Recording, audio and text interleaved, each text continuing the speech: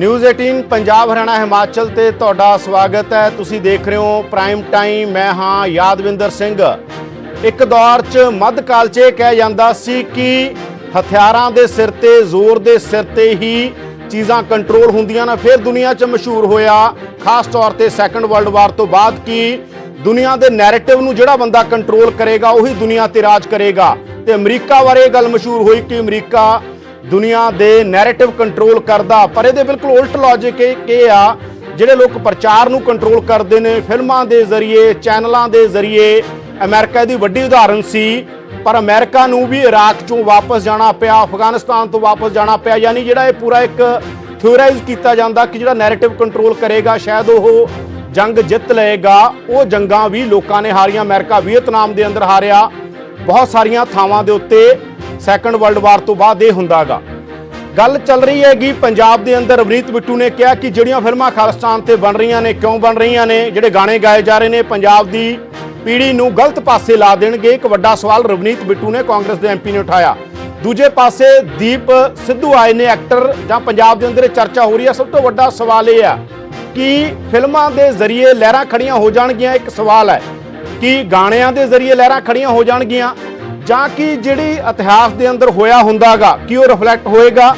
जे दो वड्डियां उदाहरणां दुनिया के अंदर ने जिथे बहुत वड्डा घाण होया सैकंड वर्ल्ड वार के दौर च, जदों हिटलर ने यहूदियां ते जुल्म ढाहे तो बहुत सारियां फिल्मां बणियां उहदे उत्ते। और इस तरह मुसोलिनी ने जो किया, दो तीन वड्डियां एग्जाम्पलां तुहानूं फिल्मां दियां दिन्ने आ। सब तो पहली फिल्म ब्रेव हार्ट 1995 च बनदी है। मिल गिब्सन नाम का डायरैक्टर बनाउंदा है। Mel Gibson Braveheart film बनाउंदा। ब्रेव हार्ट फिल्म हुंदी है जिहड़ी ओह इंग्लैंड के खिलाफ स्कॉटलैंड के लोगों की एक लहर दी है 13वीं सदी की, पर वो जगा दिंदी है। स्कॉटलैंड के अंदर एक चर्चा चलती है, स्कॉटलैंड अलग होना चाहता सी, वखरा नेशन बनना चाहता सी कि असीं इंग्लैंड नाल नहीं रहना, असीं इन्हां नाल नहीं रहना, असीं इन्हां तो अलग होना। 2014 सरकार मन जाती है, सरकार एक रेफरेंडम कराउंदी है। 2014 के अंदर एक रेफरेंडम कराया जाता। उस रेफरेंडम बारे असीं दस दिंदे आ। 18 सितंबर 2014 को रेफरेंडम होंदा है। स्कॉटिस्ट लोग कहते असीं नहीं रहना गा, स्कॉटलैंड के लोगों का एक हिस्सा कहता असीं इंग्लैंड नाल नहीं रहना, असीं तो वख होना गा, साडा एक वखरा मुल्क होऊगा। पर उत्थे वोटिंग हुंदी है। वोटिंग च जिहड़े कहते नहीं वखरा मुल्क नहीं बनना चाहिए, वो सीगे 2,01,926 लोग। जिहड़े लोग कहते सी बनना चाहिए वो सी 1,60,000 के नेड़े। तो स्कॉटलैंड एक वखरा मुल्क नहीं बनता। फिल्म के संदर्भ में असीं गल कर रहे हैं कि फिल्म कहती सी कि स्कॉटलैंड वखरा, स्कॉटलैंड की आज़ादी की लड़ाई है। विलियम वॉल्स नाम का उहदे च हुंदा सी। दूजा असीं जिक्र करते हुण उहने लिट्टियां की मूवमेंट सी, पिछे जे लिट्टियां की एक हथियारबंद लहर सी, जिन्हां कोल जहाज भी सी, टैंक भी सी। दुनिया की इक्को एक लहर साउथ एशिया चल रही सी। श्रीलंका साडे नाल लगदा, तमलां की लहर, जिहड़े श्रीलंका तमल ने लिट्टे प्रभाकर नूं सारे जानते हैं, तो वह लहर फेल हो जाती है, खत्म हो जाती है, दबा दी जाती है। उस लहर से 2015 फिल्म बनती जी कांस फिल्म फैसटिवल जाती है, बड़ी सैलीब्रेट होती है। 2015 के अंदर दीपा नाम की फिल्म। इस तरह होर फिल्मों का असीं जिक्र करते हैं, उस बाद चर्चा चल देंगे। लायन ऑफ डेजर्ट फिल्म के अंदर उमर मुख्तार बारे तुसीं जानते होवोगे। उस तो इलावा जिहड़ी फिल्म दा बैटल ऑफ अल्जीरिया ते फ्रांस की लड़ाई के अंदर आ। इस तरह बहुत वड्डा घाण हुंदा अफ्रीका के अंदर कालियां दा, बहुत वड्डी उत्थे एक सिविल वॉर की लड़ाई हुंदी है। ते वो लड़ाई दे उत्ते एक फिल्म बनती है रवांडा होटल। की कला इन्ना प्रभावित कर देंदी है जां फिल्मां बननियां चाहिए नहीं बनना चाहिए। जो इतिहास च होया तुहाडी कला च रिफ्लैक्ट अज नहीं ते कल हुंदा रहा। और जिहड़ियां डेमोक्रेसियां अंदर मन्निया जांदा कि लोकां नूं अपनी गल कहण दो, ये गल्लां कहण दा हक होना चाहिए। रवनीत बिट्टू पर कह रहे हैं कि नहीं, इहदे नाल पंजाब दा माहौल खराब हो जाए। तुहानूं दो पक्ष सुना देने। दीप सिद्धू एक एक्टर ने जिन्होंने रवनीत बिट्टू की आलोचना की है। रवनीत बिट्टू ने की कहा, दीप सिद्धू ने की कहा, सुनो। दीप सिद्धू भी साडे नाल ने, कांग्रेस के बुलारे भी साडे नाल ने, योगराज जो पंजाबी इंडस्ट्री का वड्डा नाम है वो भी साडे नाल ने। पहला ये देखो की कहा दीप सिद्धू ते रवनीत बिट्टू ने। धारीवाल दियां तुसीं जिहड़े दो बंदे हो, जिहड़े सिंगर उरे हो, जन तुहानूं बनाया, जिन्हां ने उरे हो ते उरे ही तुसीं आके इंडस्ट्री च काम करना। ते तुसीं दोसांझ साहब कह रहे हो साडे नौजवानों भी मोढे ते कही दी तुहां बंदूक रख लो, रंगरूट बन जाओ। ये बाल खड़े होना करने वाला जैजी बी उरियों तुसीं बनाया, उरियों। मैं नहीं ये गल कहंदा, उन्हां दे गाने पसंद हो सकते, उन्हां दी पिक्चरां पसंद हो सकदियां, पर अपनी धरती तो, अपने पंजाब तो वध जिथे सानूं जन्म दिता उस तो वध कोई नहीं। उन्हां दा ही खा के ਤੇ ਅੱਜ ਉਹ ਕਹਿ ਰਿਹਾ ਵੀ ਖਾਲਿਸਤਾਨ ਦੀ ਮੰਗ ਆ ਜਿਹੜੀ ਉਹ ਮੈਂ ਕਰਦਾ, ਤੇ ਨਾਲ ਇੱਕ ਗਾਣਾ ਵੀਡੀਓ ਪਾ ਰਿਹਾ ਵੀ ਬੰਦੂਕਾਂ ਕਿਸੇ ਦੇ ਹੱਥ 'ਚ ਕੋਈ, ਕਿਸੇ ਦੇ ਹੱਥ 'ਚ ਕੋਈ, ਵੀ ਇਹ ਬੰਦੂਕਾਂ ਚੱਕੋ। ਇਹਨਾਂ ਦੇ ਖਿਲਾਫ, ਦੋਨਾਂ ਦੇ, ਦਲਜੀਤ ਦੋਸਾਂਝ ਤੇ ਜੈਜ਼ੀ ਬੀ, ਇਹਨਾਂ ਨੂੰ ਇਹ ਪਤਾ ਲੱਗਣਾ ਚਾਹੀਦਾ ਜੇ ਪੰਜਾਬ ਦੇ ਲੋਕ ਸਾਨੂੰ ਬੁਲੰਦੀਆਂ ਤੇ ਪਹੁੰਚਾ ਸਕਦੇ ਆ, ਤੇ ਜੇ ਤੁਸੀਂ ਦੇਸ਼ ਦੇ ਦੁਸ਼ਮਣ ਬਣ ਜਾਓਗੇ, ਪੰਜਾਬ ਦੇ ਦੁਸ਼ਮਣ ਬਣ ਜਾਓਗੇ, ਤਾਂ ਇਹ ਪੰਜਾਬ ਦੇ ਲੋਕ ਬਰਦਾਸ਼ਤ ਨਹੀਂ ਕਰਨਗੇ। ਇਹੀ ਲੋਕ ਤੁਹਾਨੂੰ ਸਲਾਖਾਂ ਪਿੱਛੇ ਦੇਖਣਾ ਚਾਹਣਗੇ। ਉਹਨਾਂ ਨੇ ਇਹ ਗੱਲ ਕਹੀ ਵੀ ਜੈਜ਼ੀ ਬੈਂਸ ਜਾਂ ਦਲਜੀਤ ਦੋਸਾਂਝ ਉਹਨਾਂ ਨੇ ਕੋਈ ਗੱਲਾਂ ਕੀਤੀਆਂ ਜਿਹੜੀ ਕਿ ਦੇਸ਼ ਧਰੋਹੀ ਗੱਲ ਆ ਤੇ ਉਹਨਾਂ ਦੇ ਖਿਲਾਫ ਪਰਚੇ ਹੋਣੇ ਚਾਹੀਦੇ ਆ। ਮੈਨੂੰ ਐਂ ਲੱਗਦਾ ਸਾਡੇ ਜਿਹੜੇ ਮੈਂਬਰ ਆਫ ਪਾਰਲੀਮੈਂਟ ਆ ਸਤਿਕਾਰਯੋਗ ਆ, ਪਰ ਗੱਲ ਇਸ ਗੱਲ ਨੂੰ ਸਮਝਣ ਦੀ ਬਹੁਤ ਜ਼ਰੂਰਤ ਆ। ਇਸ ਕਰਕੇ ਜ਼ਰੂਰਤ ਆ, ਇਹ ਗੱਲਾਂ ਨੂੰ ਹਮੇਸ਼ਾ ਇਸੇ ਤਰ੍ਹਾਂ ਹੀ ਦੇਖਿਆ ਗਿਆ। ਪਹਿਲਾਂ ਵੀ ਕਿਸੇ ਨੇ ਕੋਈ ਵੱਖਰੀ ਸੋਚ ਦੀ ਗੱਲ ਕੀਤੀ ਆ, ਇਹਨਾਂ ਨੂੰ ਹਮੇਸ਼ਾ ਹੀ ਦੇਸ਼ ਧਰੋਹੀ, ਐਂਟੀ ਨੈਸ਼ਨਲ ਜਾਂ ਇਸੇ ਨਜ਼ਰੀਏ ਤੋਂ, ਇਸੇ ਸੋਚ ਤੋਂ, ਇਸੇ ਵਿਚਾਰਧਾਰਾ ਤੋਂ ਦੇਖਿਆ ਜਾਂਦਾ। ਸਤਿ ਸ਼੍ਰੀ ਅਕਾਲ ਜੀ, ਮੈਂ ਦਲਜੀਤ ਦੋਸਾਂਝ।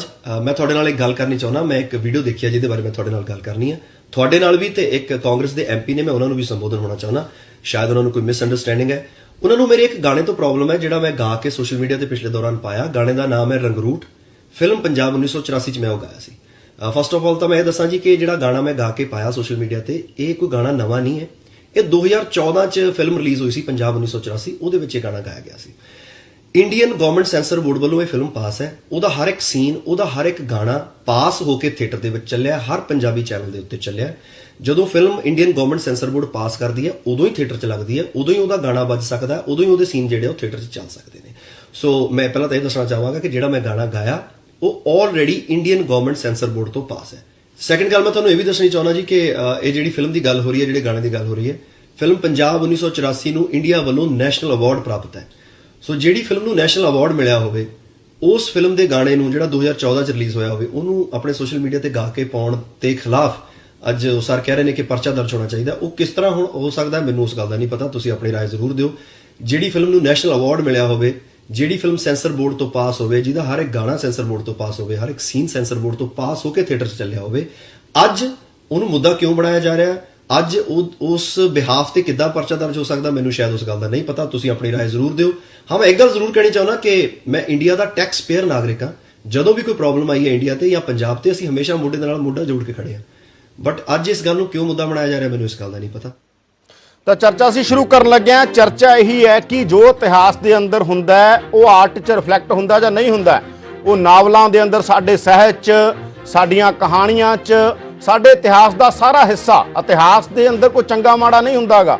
ਇਤਿਹਾਸ ਹੁੰਦਾ ਹੈ, ਚਾਹੇ ਚੰਗਾ ਹੋ ਜੇ ਚਾਹੇ ਮਾੜਾ ਹੋ ਜੇ, ਇਤਿਹਾਸ ਦੇ ਅੰਦਰ ਉਹ ਦਰਜ ਹੋਣਾ ਹੀ ਹੁੰਦਾ। ਉਹ ਫਿਲਮਾਂ ਦੇ ਜ਼ਰੀਏ ਵੀ ਹੁੰਦਾ, ਉਹ ਕਿਤਾਬਾਂ ਦੇ ਜ਼ਰੀਏ ਵੀ ਹੁੰਦਾ, ਉਹ ਹਿਸਟਰੀ ਦੀਆਂ ਕਿਤਾਬਾਂ 'ਚ ਵੀ ਹੋ ਸਕਦਾ ਹੈ, ਤੇ ਉਹ ਬਕਾਇਦਾ ਤੌਰ ਤੇ ਬਹੁਤ ਸਾਰੀਆਂ ਕਿਤਾਬਾਂ ਲਿਖੀਆਂ ਗਈਆਂ ਨੇ। ਪੰਜਾਬ 'ਚ ਬਹੁਤ ਸਾਰੀਆਂ ਕਿਤਾਬਾਂ ਨੇ ਔਰ ਵੱਡੇ ਵੱਡੇ ਲੋਕਾਂ ਨੇ ਲਿਖੀਆਂ ਨੇ, ਤਾਂ ਦੋਨੇ ਪੱਖਾਂ ਤੋਂ ਲਿਖੀਆਂ ਨੇ। ਉਹ KPS ਗਿੱਲ ਦੇ ਪੱਖ ਤੋਂ ਵੀ ਲਿਖੀਆਂ ਗਈਆਂ ਨੇ, ਉਹ KPS ਗਿੱਲ ਦੇ ਵਿਰੋਧ ਵਾਲੇ ਪੱਖ ਨੇ ਵੀ ਲਿਖੇ ਨੇ। ਤਮਾਮ ਲੋਕਾਂ ਨੇ ਬਹੁਤ ਸਾਰਾ ਕੁਝ ਲਿਖਿਆ ਕਿਤਾਬਾਂ ਦਾ, ਤਾਂ ਕਿ ਕਿਤਾਬਾਂ ਹੀ ਬਿਆਨ ਹੋਣੀਆਂ ਚਾਹੀਦੀਆਂ ਨੇ, ਫਿਲਮਾਂ ਵੀ ਆਉਂਦੀਆਂ ਨੇ ਬਹੁਤ ਸਾਰਾ ਕੁਝ। ਸਾਡੇ ਨਾਲ ਦੀਪ ਸਿੱਧੂ ਜੁੜ ਚੁੱਕੇ ਨੇ, ਸਾਡੇ ਨਾਲ ਯੋਗਰਾਜ ਨੇ, ਤੇ ਸਾਡੇ ਨਾਲ ਕਾਂਗਰਸ ਪਾਰਟੀ ਦੇ MLA ਕੁਲਦੀਪ ਵੈਦ ਹੋਣਗੇ ਬੜੀ ਜਲਦੀ। ਸਭ ਤੋਂ ਪਹਿਲਾਂ ਚੱਲਦੇ ਹਾਂ ਅਸੀਂ ਦੀਪ ਸਿੱਧੂ ਦੇ ਕੋਲੇ। ਦੀਪ, ਕਿਉਂ ਤੁਹਾਨੂੰ ਇਹ ਲੱਗਿਆ, ਕਿਉਂ ਤੁਹਾਨੂੰ ਇਹ ਕਹਿਣਾ ਪਿਆ ਜਿਹੜੀ ਗੱਲ ਆ ਕੇ ਤੁਸੀਂ ਕਹੀ ਹੈ ਕਿ ਤੁਹਾਨੂੰ ਇੱਕ ਆਰਟਿਸਟ ਦੇ ਤੌਰ ਦੇ ਉੱਤੇ ਲੱਗਦਾ ਉਸ ਮੂਵਮੈਂਟ ਦੇ ਬਾਰੇ ਜੇ ਚਰਚਾ ਕਰਨੀ ਹੋਵੇ, ਉਹਦਾ ਬਹੁਤ ਵੱਡਾ ਘੇਰਾ ਹੈਗਾ, ਉਹਦੇ ਉੱਤੇ ਬਹੁਤ ਵੱਡੀ ਚਰਚਾ ਉਹਨਾਂ ਧਿਰਾਂ ਦੇ ਅੰਦਰ ਵੀ ਚੱਲਦੀ ਹੈ, ਉਹਨਾਂ ਧਿਰਾਂ ਤੋਂ ਬਾਹਰ ਵੀ ਚੱਲਦੀ ਹੈ, ਪਰ ਇੱਕ ਬੇਸਿਕ ਜੀ ਗੱਲ ਇਹ ਹੁੰਦੀ ਹੈ ਕਿ ਜਿਹੜਾ ਆਰਟਿਸਟ ਹੁੰਦਾ ਹੈ ਉਹ ਬਹੁਤ ਸਾਰੀਆਂ ਚੀਜ਼ਾਂ ਨੂੰ ਆਪਣੇ ਫਿਲਮਾਂਕਣ 'ਚ ਲੈ ਕੇ ਆਉਂਦਾ। ਔਰ ਦੁਨੀਆ ਦਾ ਇਤਿਹਾਸ ਜਿਵੇਂ ਬਰੇਵ ਹਾਰਟ ਦੀ ਕਹਿ ਰਿਹਾ ਸੀਗਾ, ਸਭ ਤੋਂ ਵੱਡੀ ਐਗਜ਼ਾਮਪਲ ਇਹ ਹੈ ਕਿ ਬਰੇਵ ਹਾਰਟ ਫਿਲਮ ਬਣਦੀ ਹੈ 13ਵੀਂ ਸਦੀ ਦੇ ਅੰਦਰ, ਮਿਲ ਗਿਬਸਨ ਉਸ ਫਿਲਮ ਨੂੰ ਬਣਾਉਂਦੇ ਨੇ। ਉਸ ਤੋਂ ਬਾਅਦ 2014 ਦੇ ਅੰਦਰ ਸਕਾਟਿਸਟ ਜਿਹੜੇ ਉੱਥੇ ਰੈਫਰੈਂਡਮ ਹੁੰਦਾ ਸਕਾਟਲੈਂਡ ਦੇ ਅੰਦਰ, ਤੇ ਲੋਕ ਉਸ ਰੈਫਰੈਂਡਮ ਦੇ ਖਿਲਾਫ ਚਲੇ ਜਾਂਦੇ ਨੇ, ਤੇ ਅਜੇ ਵੀ ਉੱਥੇ ਇੱਕ ਧਿਰ ਜਿਹੜੀ ਕਹਿੰਦੀ ਹੈਗੀ। ਤਾਂ ਕੀ ਕਹਿਣਾ ਚਾਹੁੰਦੇ ਹੋ ਤੁਸੀਂ? ਸਤਿ ਸ਼੍ਰੀ ਅਕਾਲ ਜੀ। ਪਹਿਲਾਂ ਮੇਰੇ ਵੱਲੋਂ ਬਹੁਤ ਸਾਰਾ ਪਿਆਰ ਸਤਿਕਾਰ ਸਾਰਿਆਂ ਨੂੰ। ਮੈਂ ਬਾਈ ਗੱਲ ਇਹ ਸਮਝਣ ਵਾਲੀ ਗੱਲ ਆ ਬਹੁਤ। ਇਸ ਗੱਲ ਨੂੰ ਸਮਝਣ ਲਈ ਨਾ ਸਾਨੂੰ ਇਹ ਸਾਰੇ ਵਰਤਾਰੇ ਨੂੰ ਸਮਝਣਾ ਪਊਗਾ। ਪਹਿਲੀ ਗੱਲ ਤਾਂ ਮੈਂ ਤੁਹਾਨੂੰ ਇਹ ਦੱਸਦਾ, ਜਿਹੜੀਆਂ ਫਿਲਮਾਂ, ਫਿਲਮ ਸਮਾਜ ਦਾ ਦਰਪਣ ਕਿਹਾ ਜਾਂਦਾ ਇਹਨਾਂ ਨੂੰ। ਜਿਹੜਾ ਅਸੀਂ ਫਿਲਮਾਂ ਬਣਾਉਣੇ ਆ, it's a reflection of society. ਸਾਨੂੰ ਜਿਹੜੀਆਂ ਕਹਾਣੀਆਂ ਮਿਲਦੀਆਂ, ਜਿਹੜੀਆਂ ਸਾਨੂੰ ਸਾਡੀਆਂ ਸਕ੍ਰਿਪਟਸ ਮਿਲਦੀਆਂ, ਜਾਂ ਸਾਨੂੰ ਕੋਈ ਘਟਨਾਵਾਂ ਮਿਲਦੀਆਂ ਉਹ ਸਾਨੂੰ ਇਸ ਸਮਾਜ ਚੋਂ ਹੀ ਮਿਲਦੀਆਂ। ਉਸ ਸਮਾਜ ਦੀਆਂ ਘਟਨਾਵਾਂ ਦੇ ਉੱਤੇ, ਚਾਹੇ ਉਹ ਲਵ ਸਟੋਰੀਜ਼ ਹੋਣ, ਚਾਹੇ ਉਹ ਕੋਈ ਰੈਵੋਲੂਸ਼ਨ ਦੀ ਗੱਲ ਕਰਦੀਆਂ ਹੋਣ, ਚਾਹੇ ਉਹ ਕੋਈ ਹਿਸਟੋਰੀਕਲ ਸਬਜੈਕਟ ਦੀ ਗੱਲ ਕਰਦੀਆਂ ਹੋਣ, ਚਾਹੇ ਉਹ ਕਿਸੇ ਵਿਚਾਰਧਾਰਾ ਦੇ ਉੱਤੇ ਅਸੀਂ ਕੋਈ ਆਪਦੀ ਫਿਲਮ ਬਣਾਈਏ, ਤਾਂ ਉਹ ਇਸ ਸੁਸਾਇਟੀ 'ਚ ਸਾਰੇ ਤੱਤ, ਉਹ ਇਸ ਸੁਸਾਇਟੀ ਦੇ ਐਲੀਮੈਂਟਸ ਮੌਜੂਦ ਹੁੰਦੇ ਆ ਜਿੱਥੋਂ ਅਸੀਂ ਚੱਕ ਕੇ ਫਿਲਮਾਂ ਬਣਾਉਣੇ ਆ। ਇਹਦਾ ਮਤਲਬ ਤੁਸੀਂ ਜੇ ਡਿਸਕਸ਼ਨ ਸ਼ੁਰੂ ਕਰਨੀ ਆ ਤਾਂ ਫਿਲਮ ਤੋਂ ਨਹੀਂ ਕਰ ਸਕਦੇ। ਫਿਲਮ ਤੋਂ ਪਿੱਛੇ ਵੀ ਕੋਈ ਕਹਾਣੀ ਸੀ, ਉਹ ਪਿੱਛੇ ਸਮਾਜ ਦੀ ਕਹਾਣੀ ਸੀ, ਕਿਉਂਕਿ ਜਿਹੜਾ ਇੱਕ ਸਮਾਜ ਹੁੰਦਾ ਉਹਦੇ ਕੁਝ ਹਾਲਾਤ ਹੁੰਦੇ ਆ, ਉਹਨਾਂ ਹਾਲਾਤਾਂ 'ਚ ਕੁਝ ਸਮੱਸਿਆਵਾਂ ਹੁੰਦੀਆਂ। ਉਹਨਾਂ ਸਮੱਸਿਆਵਾਂ ਨੂੰ ਜਦੋਂ ਤੁਸੀਂ ਸਹੀ ਢੰਗ ਨਾਲ ਨਹੀਂ ਨਜਿੱਠਦੇ, ਉਹਨਾਂ ਨੂੰ ਨਹੀਂ ਹੈਂਡਲ ਕੀਤਾ ਜਾਂਦਾ, ਤਾਂ ਫਿਰ ਉਹ ਹਾਲਾਤਾਂ ਦੇ ਵਿੱਚੋਂ ਕਈ ਐਸੇ ਵਰਤਾਰੇ ਪੈਦਾ ਹੁੰਦੇ ਆ ਜਿਨ੍ਹਾਂ ਨੂੰ ਆਪਾਂ ਇਹ ਕਹਿ ਸਕਦੇ ਹਾਂ ਵੀ ਕੋਈ ਲਹਿਰ ਨਿਕਲਦੀ ਆ। ਉਹ ਚਾਹੇ ਕੋਈ ਇੰਟਰਨੈਸ਼ਨਲ ਲੈਵਲ ਤੇ ਤੁਸੀਂ LTT ਦੀ ਗੱਲ ਕਰ ਰਹੇ ਸੀ, ਚਾਹੇ ਉਹ LTT ਉਹਨਾਂ ਦੀ ਇੱਕ ਲਹਿਰ ਦੀ ਗੱਲ ਕਰ ਲਈਏ, ਚਾਹੇ ਸਕਾਟਿਸ਼ ਫਰੀडम ਮੂਵਮੈਂਟ ਦੀ ਗੱਲ ਕਰ ਲਈਏ, ਚਾਹੇ ਇਹਦੇ 'ਚ ਆਪਾਂ ਜਿਹੜਾ ਆਪਾਂ ਨੂੰ ਸਾਰਾ ਪਤਾ ਯੂਰਪ 'ਚ ਜਿਹੜਾ ਜਿਊਜ਼ ਨਾਲ, ਯਹੂਦੀਆਂ ਨਾਲ ਹੋਇਆ, ਉਸ ਜਿਹੜੇ ਫਾਸਿਜ਼ਮ ਦੀ ਗੱਲ ਕਰ ਲਈਏ, ਜਿਹੜਾ ਹਿਟਲਰ, ਮੁਸੋਲਿਨੀ ਇਹਨਾਂ ਨੇ ਪ੍ਰਮੋਟ ਕੀਤਾ ਸੀ, ਹਨਾ। ਫਿਰ ਉਸ ਤੋਂ ਬਾਅਦ ਆਈ ਆਪਾਂ, ਤੁਸੀਂ ਨੈਕਸਲਾਈਟ ਮੂਵਮੈਂਟ ਦੀ ਗੱਲ ਕਰ ਲਓ, ਇਸੇ ਤਰ੍ਹਾਂ ਅਸਾਮ 'ਚ ਜੋ ਹੋ ਰਿਹਾ ਉਹਨਾਂ ਦੀ ਮੂਵਮੈਂਟ ਦੀ ਗੱਲ ਕਰ ਲਓ, ਮਾਇਆਵਾਦ ਦੀ ਗੱਲ ਕਰ ਲਓ, ਇੱਕ ਹੈ ਸਾਰੀਆਂ ਲਹਿਰਾਂ। ਸਿਮਿਲਰਲੀ ਇੱਕ ਪੰਜਾਬ 'ਚ ਲਹਿਰ ਉੱਠੀ ਜਿਹਦੇ 'ਚ ਇੰਡੀਪੈਂਡੈਂਸ ਮੰਗੀ ਗਈ। ਪਹਿਲਾਂ ਅਨੰਦਪੁਰ ਸਾਹਿਬ ਮਤੇ ਦੀ ਗੱਲ ਕੀਤੀ ਗਈ, ਅਨੰਦਪੁਰ ਸਾਹਿਬ ਮਤੇ ਤੋਂ ਬਾਅਦ ਆਪਦੀ ਉਹ ਜਦੋਂ ਇੱਕ ਭਰਮ ਟੁੱਟਿਆ ਇਸ ਦੇਸ਼ 'ਚ ਭਰੋਸਾ ਟੁੱਟਿਆ, ਤਾਂ ਫਿਰ ਖਾਲਿਸਤਾਨ ਤੇ ਗੱਲ ਆ ਕੇ ਟਿਕ ਗਈ। ਹੁਣ ਮੈਂ ਜਿਹੜੀ ਗੱਲ ਕਰਨੀ ਚਾਹਣਾ ਨਾ, ਇਹ ਵਰਤਾਰੇ ਜਿਹੜੇ ਹੁੰਦੇ ਆ, ਇਹ ਸਮਾਜਿਕ ਜਿਹੜੀ ਕਿਤੇ ਨਾ ਕਿਤੇ ਇੰਬੈਲੈਂਸ ਕ੍ਰੀਏਟ ਹੁੰਦਾ, ਬੇਇਨਸਾਫੀਆਂ ਹੋ ਰਹੀਆਂ ਹੁੰਦੀਆਂ, ਧੱਕੇ ਹੋ ਰਹੇ ਹੁੰਦੇ ਆ, ਉਹਨਾਂ ਚੋਂ ਲਹਿਰਾਂ ਉੱਠਦੀਆਂ। ਇਹ ਵਰਤਾਰੇ ਉਹਨਾਂ ਦੇ ਉੱਤੇ ਬੇਸਡ ਹੁੰਦੇ ਆ, ਤਾਂ ਫਿਲਮਾਂ ਤਾਂ ਬਾਅਦ ਚ ਆਉਂਦੀਆਂ, ਫਿਲਮਾਂ ਤਾਂ ਉਹਨਾਂ ਦੇ ਉੱਤੇ ਬਣਾਈਆਂ ਜਾਂਦੀਆਂ।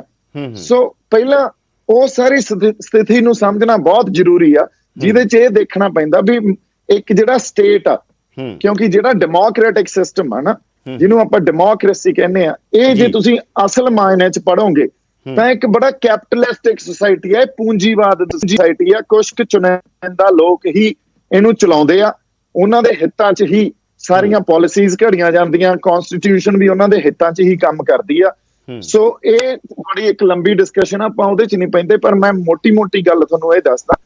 ਉਦੋਂ ਬਾਅਦ ਜਦੋਂ ਅਸੀਂ ਇਸ ਗੱਲ 'ਚ ਇੱਕ ਮੈਜੋਰਿਟੀ, ਇੱਕ ਵਿਚਾਰ, ਕਿਉਂਕਿ ਕੋਈ ਨਾ, ਹਰ ਰਾਜ ਉਹ ਕਿਸੇ ਨਾ ਕਿਸੇ ਵਿਚਾਰਧਾਰਾ ਤੇ ਟਿਕਿਆ ਹੋਇਆ ਹੁੰਦਾ, ਹਰ ਮੈਜੋਰਿਟੀ ਦੀ ਇੱਕ ਵਿਚਾਰਧਾਰਾ ਹੁੰਦੀ ਹੈ, ਵਿਚਾਰਧਾਰਾ ਤੋਂ ਬਿਨਾਂ ਉਹ ਅੱਗੇ ਨਹੀਂ ਜਾ ਸਕਦੇ। ਸੋ ਔਰ ਉਹਨਾਂ ਦੀ ਇੱਕ ਖਾਸ ਕਿਸਮ ਦੀ ਮਾਨਸਿਕਤਾ ਵੀ ਹੁੰਦੀ ਆ, ਉਹ ਐਂ ਨਹੀਂ ਪੈਦਾ ਹੋ ਜਾਂਦੀ, ਉਹ ਇਨਸਟਿੰਕਟ ਉਹਨਾਂ 'ਚ ਇਨਹੈਰਿਟ ਆ। ਹੁਣ ਤੁਸੀਂ ਇਹ ਦੇਖ ਲਓ, ਪੰਜਾਬੀਆਂ 'ਚ ਆਪਣੇ 'ਚ ਇਨਸਟਿੰਕਟ ਇਨਹੈਰਿਟ ਹੁੰਦੀ ਆ।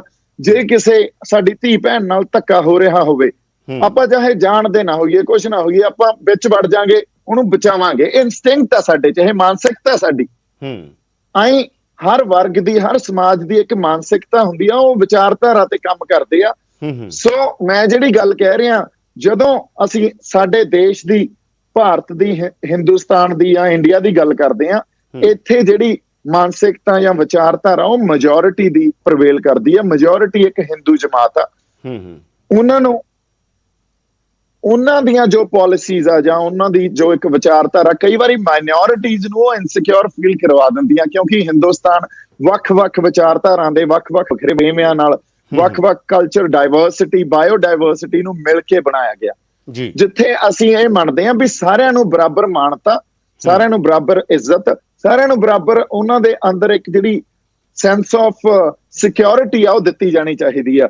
ਜੇ ਇਹ ਨਹੀਂ ਦਿੱਤੀ ਜਾਂਦੀ ਤਾਂ ਕਿਤੇ ਨਾ ਕਿਤੇ ਕੋਈ ਗਲਤੀ ਹੋ ਰਹੀ ਆ, ਉਸ ਗਲਤੀ ਨੂੰ ਫੜੋ, ਜ਼ਰੂਰੀ ਐਨਾਲਾਈਜ਼ ਕਰੋ। ਇਹ ਦੀ ਬਿਲਕੁਲ ਜ਼ਰੂਰੀ ਨਹੀਂ ਹੁੰਦਾ। ਜਿਵੇਂ ਕਸ਼ਮੀਰ ਦੇ ਅੰਦਰ ਹੁਣ ਉਹ ਜਿਹੜੇ ਕਸ਼ਮੀਰ ਦੇ ਅੰਦਰ ਵੀ ਇੱਕ ਪੂਰੀ ਮੂਵਮੈਂਟ ਰਹੀ, ਪਿੱਛੇ ਜੇ ਇੱਕ ਸ਼ਿਕਾਰਾ ਫਿਲਮ ਆਈ ਆ, ਜੇ ਤੁਸੀਂ ਦੇਖੀ ਹੋਵੇ, ਤਾਂ ਉੱਥੇ ਜਿਹੜੇ ਕਸ਼ਮੀਰੀ ਪੰਡਤਾਂ ਦੇ ਨਾਲ ਜੋ ਹੋਇਆ ਧੱਕਾ, ਔਰ ਕਸ਼ਮੀਰੀ ਪੰਡਤਾਂ ਦੇ ਨਾਲ ਜੋ ਕੁਝ ਹੋਇਆ ਉਸ ਫਿਲਮ ਦੇ ਅੰਦਰ ਹੈ।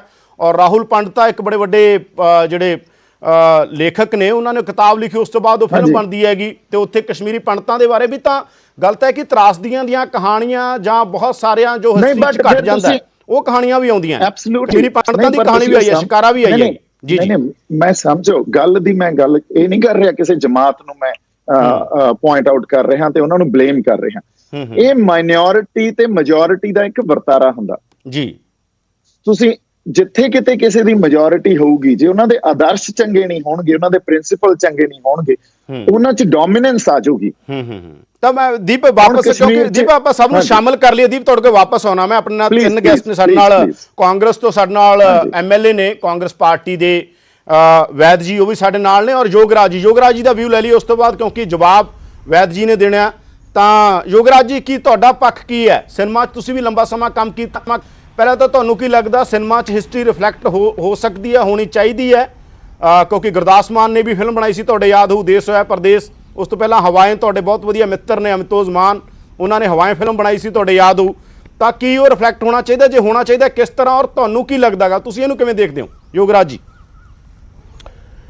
ਯੋਗਰਾਜ ਸਿੰਘ ਸਪੁੱਤਰ ਸ਼ਹੀਦ ਬਾਬਾ ਦੀਪ ਸਿੰਘ ਜੀ ਦੀ ਫਤਿਹ ਸਾਰੇ ਕਬੂਲ ਕਰਿਓ। ਵਾਹਿਗੁਰੂ ਜੀ ਕਾ ਖਾਲਸਾ, ਵਾਹਿਗੁਰੂ ਜੀ ਕੀ ਫਤਿਹ। ਬੜੀ ਦੇਰ ਬਾਅਦ ਕੋਈ ਆ ਮੁੰਡਾ ਮੈਂ ਸੁਣਿਆ, ਦੀਪ ਜੀ ਦਾ ਨਾਂ ਹੈ, ਬੜਾ ਖੂਬਸੂਰਤ ਬੋਲਿਆ, ਬੜੀਆਂ ਸੋਹਣੀਆਂ ਗੱਲਾਂ ਕੀਤੀਆਂ, ਬੜੀਆਂ ਜਾਇਜ਼ ਗੱਲਾਂ ਕੀਤੀਆਂ। ਜਿਉਂਦਾ ਵਸਦਾ ਰਹਿ ਪੁੱਤਰਾ। ਗੱਲਾਂ ਮੈਂ ਆਪਣੇ ਤਜਰਬੇ ਨਾਲ ਕਰ ਸਕਦਾ। ਇੱਕ ਮੁਆਜ਼ਿਬ ਬੰਦਾ ਆਪਣੀ ਇੰਡਸਟਰੀ ਦਾ, ਇਸ ਸੁਸਾਇਟੀ ਦਾ, ਉਹਦੇ ਹਿਸਾਬ ਨਾਲ ਗੱਲ ਕਰ ਸਕਦਾ। ਦੇਖੋ, ਜਦ ਵੀ ਨਜਾਇਜ਼ ਹੁੰਦੀ ਹੈ ਤਦ ਹਰ ਮਸਲੇ ਖੜੇ ਹੁੰਦੇ ਨੇ, ਉਹ ਕਿਸੇ ਨਾਲ ਵੀ ਹੋ ਸਕਦੇ ਨੇ। ਤੁਸੀਂ ਬੜੀ ਹਿਸਟਰੀ ਦੀਆਂ ਗੱਲਾਂ ਕੀਤੀਆਂ। ਇਹ ਦੁਖਦਾਇਕ ਗੱਲ ਹੈ ਹਿੰਦੁਸਤਾਨ ਦੇ ਵਿੱਚ ਕਿ ਜਦ ਆਪਾਂ ਹਿਸਟਰੀ ਦੀ ਗੱਲ ਕਰਨ ਜਾਂਦੇ ਹਾਂ ਤਾਂ ਲੋਕੀ ਕਹਿੰਦੇ ਛੱਡੋ ਪਰੇ ਜੀ, ਅੱਜ ਦੀ ਗੱਲ ਕਰੋ।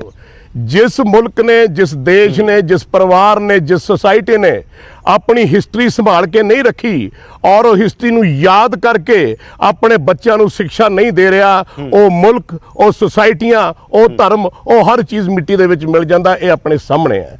ਲੇਕਿਨ ਮੈਂ 2-3 ਗੱਲਾਂ ਕਰਨਾ ਚਾਹੁੰਦਾ। ਮੁੱਦਾ ਕਿਹੜਾ ਹੈ? ਮੁੱਦਾ ਹਥਿਆਰਾਂ ਦਾ ਚੱਲ ਰਿਹਾ ਹੈ। ਦਲਜੀਤ ਨੇ ਕੀ ਆਖਿਆ ਜਾਂ ਜੈਜ਼ੀ ਬੈਂਸ ਨੇ ਕੀ ਆਖਿਆ? ਮੈਂ ਪਹਿਲਾਂ ਹਥਿਆਰਾਂ ਦੀ ਗੱਲ ਤੇ ਆਉਣਾ। ਯਾਦਵਿੰਦਰ ਜੀ ਵਿੱਚ ਟੋਕਿਓ ਨਾ, ਮੇਰੀ ਬੇਨਤੀ ਹੈ, ਗੱਲ ਧਿਆਨ ਨਾਲ ਸੁਣਿਓ, ਇਹ ਗੱਲ ਸੁਣਨ ਵਾਲੀ ਹੈ। ਜੀ ਮੈਂ ਛੋਟਾ ਜਿਹਾ 5 ਸਾਲ ਦਾ ਸੀ, ਮੈਂ ਆਪਣੀ ਉਦਾਹਰਨ ਦੇਵਾਂਗਾ, ਮੈਂ ਕਿਸੇ ਦੀ ਉਦਾਹਰਨ ਨਹੀਂ ਦਿੰਦਾ, ਤੇ ਮੈਨੂੰ ਦੱਸ ਦਿਓ ਮੈਂ ਕਿੱਥੇ ਗਲਤ ਆ ਕਿੱਥੇ ਠੀਕ ਆ। ਤੇ ਮੇਰੇ ਪਿਤਾ ਜੀ ਨੇ ਮੈਨੂੰ ਘੋੜਸਵਾਰੀ ਸਿਖਾਈ, ਅਸਲਾ ਚਲਾਉਣਾ ਸਿਖਾਇਆ, ਸਭ ਕੁਝ ਸਿਖਾਇਆ। ਔਰ ਮੈਂ ਜਵਾਨ ਹੋਇਆ, 24 ਸਾਲ ਦਾ ਹੋਇਆ ਤੇ ਮੇਰੇ ਪਿਤਾ ਜੀ ਬਜ਼ੁਰਗ ਹੋ ਗਏ। ਉਹਨਾਂ ਨੇ ਸਾਰੇ ਅਸਲਿਆਂ ਦਾ ਮੈਨੂੰ ਰਿਟੇਨਰ ਬਣਾਤਾ ਤੇ ਮੈਨੂੰ ਪਿਤਾ ਜੀ ਨੇ ਕਿਹਾ, ਬੇਟਾ ਬਹਿ ਜਾ ਇੱਥੇ, ਮੈਂ ਤੈਨੂੰ ਦੱਸਣਾ ਹੈ ਵੀ ਅਸਲਾ ਕਿਵੇਂ ਰੱਖੀਦਾ ਹੈ ਤੇ ਕਿਵੇਂ ਯੂਜ਼ ਕਰੀਦਾ, ਕਿਉਂਕਿ ਇਹ ਬਹੁਤ ਰਿਸਪੌਂਸਿਬਿਲਿਟੀ ਵਾਲਾ ਕੰਮ ਹੈ।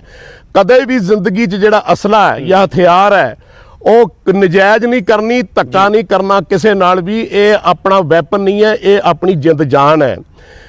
ਜੂਸੀ ਜੇ ਵੈਪਨ ਪੁੱਤ ਯੂਜ਼ ਕਰਨਾ ਹੈ ਤਾਂ ਉਦੋਂ ਯੂਜ਼ ਕਰਨਾ ਹੈ ਜੇ ਕੋਈ ਤੇਰੇ ਤੇ ਭੀੜ ਪੈ ਗਈ ਹੈ, ਤੇਰੇ ਪਰਿਵਾਰ ਤੇ ਕੋਈ ਤੈਨੂੰ ਮਾਰਨ ਆ ਗਿਆ, ਤੂੰ ਹੁਣ ਤੇਰੇ ਕੋਲ ਕੋਈ ਚਾਰਾ ਨਹੀਂ ਬਚਿਆ, ਉਦੋਂ ਵੈਪਨ ਯੂਜ਼ ਕਰਨਾ ਇੱਕ ਆਪਣਾ ਧਰਮ ਬਣਦਾ। 10ਵੇਂ ਪਾਤਸ਼ਾਹ ਵੀ ਕਹਿ ਗਏ।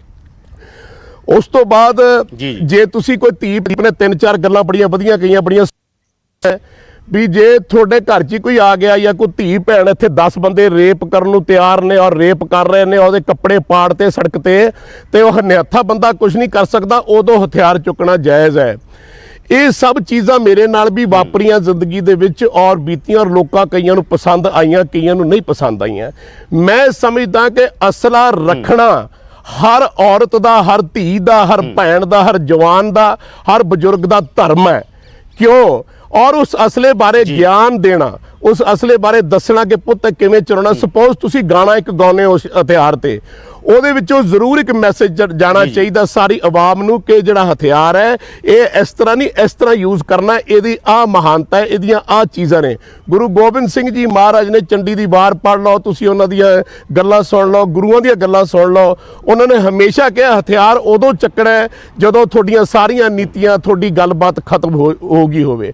ਉਹ ਮੇਰੇ ਨਾਲ ਜ਼ਿੰਦਗੀ 'ਚ ਵਾਪਰੀਆਂ, ਮੈਂ ਕੀਤੀਆਂ, ਬਹੁਤ ਮਾੜਾ ਚੰਗਾ ਟਾਈਮ ਵੀ ਦੇਖਿਆ। ਲੇਕਿਨ ਜਿਹੜੀ ਅੱਜ ਦੀ ਗੱਲ ਹੈ, ਦਲਜੀਤ ਦੀ ਮੈਂ ਵੀਡੀਓ ਸੁਣ ਲਈ, ਮੈਂ ਜੈਜ਼ੀ ਬੈਂਸ ਨੇ ਕੀ ਕਿਹਾ, ਲੇਕਿਨ ਯਾਦਵਿੰਦਰ ਜੀ ਗੱਲ ਸਿਰਫ ਇੱਥੇ ਮੁੱਕਦੀ ਹੈ ਕਿ ਜਦ ਧੱਕਾ ਹੋਊਗਾ, ਜਦ ਨਜਾਇਜ਼ ਹੋਊਗੀ, ਉਦੋਂ ਆਹੀ ਕੁਝ ਹੋਊਗਾ। ਮੈਂ ਹੁਣ ਤੁਹਾਨੂੰ ਇੱਕ ਐਗਜ਼ਾਮਪਲ ਦੇਣ ਲੱਗਿਆ ਬਹੁਤ ਵੱਡੀ।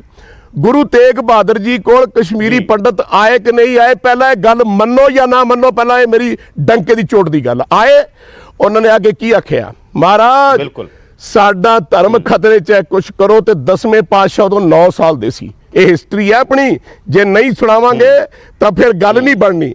ਤੇ ਕੀ ਕਿਹਾ ਗੁਰੂ ਸਾਹਿਬ? ਉਹ ਕਹਿੰਦੇ ਬੇਟਾ ਕੋਈ ਬਹੁਤ ਵੱਡੇ ਬੰਦੇ ਦੀ, ਬਹੁਤ ਵੱਡੇ ਬ੍ਰਹਮ ਗਿਆਨੀ ਦੀ ਜਿਹੜੀ ਲੋੜ ਹੈ ਉਹ ਸ਼ਹਾਦਤ ਦੇਣੀ ਪੈਣੀ ਹੈ, ਕਿਉਂਕਿ ਹੁਣ ਮੁਗਲਾਂ ਨੇ ਅਤਿਆਚਾਰ ਬਹੁਤ ਚੱਕ ਲਿਆ।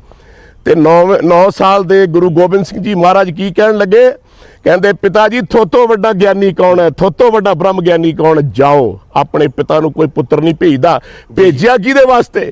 ਕਿਉਂਕਿ ਹਿੰਦੁਸਤਾਨ ਜ਼ਿੰਦਗੀ ਦੇ ਵਿੱਚ ਗੁਲਾਮੀ ਦੀਆਂ ਜੰਜੀਰਾਂ ਨਾਲ ਜਕੜਿਆ ਹੋਇਆ ਸੀ, ਜ਼ੁਲਮ ਹੋ ਰਿਹਾ ਸੀ, ਔਰ ਜ਼ੁਲਮ ਇਸ ਇੰਤਹਾ ਹੋ ਗਿਆ ਸੀ ਕਿ ਗੁਰੂ ਨਾਨਕ ਦੇਵ ਜੀ ਤੋਂ ਲੈ ਕੇ 10ਵੇਂ ਪਾਤਸ਼ਾਹ ਤੱਕ 10 ਗੁਰੂਆਂ ਨੂੰ ਜਨਮ ਲੈਣਾ ਪਿਆ।